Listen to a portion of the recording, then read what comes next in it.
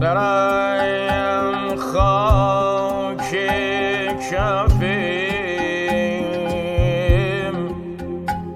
اوی حسین است.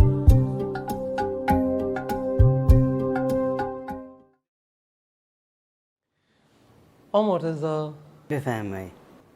آقای امام حسین رو دوست داری؟ بله خیلی دوست دارم، خیلی. امام حسین دل منه، بدن من خالی نمی کنم. به خانه امام حسین علیه السلام خیلی پاکی سینی بود، خونه‌شو نرفتم و این هفته دیگه با بابای من این هفته بیام خانه کربلا ببینم. مرتضی امام حسین چه شکلیه؟ امام حسین من خودم دیده بودم، نیست ندیدم تو خواب سینی دیدم. امام حسین علیه السلام این ریش بلند داشت، خیلی خوشی، چشماش قوی، روزش بسته است، روی خورشید داشت، خورشید به باطه سفید داشت، خیلی آقا داشت، خیلی مگسینی، حرفای سینی خوبی میزد. امام حسین روی دشمن واشاد. نزدیم خیلی دوست دارم، حتی خانه خودم نزد میدم. چی میدی؟ نزد غذا و براتون میوه اینا به اینا میدم. مرتضی گفتی خونه روزه میگیری؟ تو خونه روزه میگیرم و یکی پدرم میاد بالا، یکی مادرم گریه میکنن.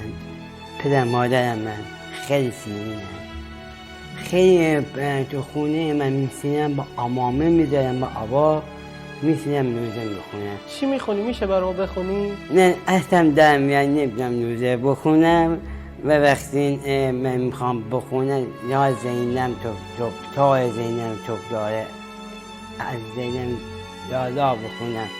زینم یالا کیسه آب است، زینم دالا هی حسین تانا، ای بدن سر تو جدا داره. امام حسین علیه السلام. اگه امام حسین رو ببینی ازش چی میخوای؟ امام حسین میخوام به مردمان دعا کند، به مردمان سینین است توی تیمارستان خوابیدن بهتر بزن، بیان سر بچه ها رو برسن، بهتر بزن، این کرونا برد بند نکردد. من دعای به امام حسین میخوام، به این مردمان خوب ما این سر ما کرونا بد نکردد. و حسینی هم بیشتر آقای به امام حسین با نواهای با همسراشون خیلی امام حسین دلم بوده، اینقدر دوستش دارم. این دنیا این مردی پاک سینی در میکرد به امام حسین، خیلی سینی مینمون.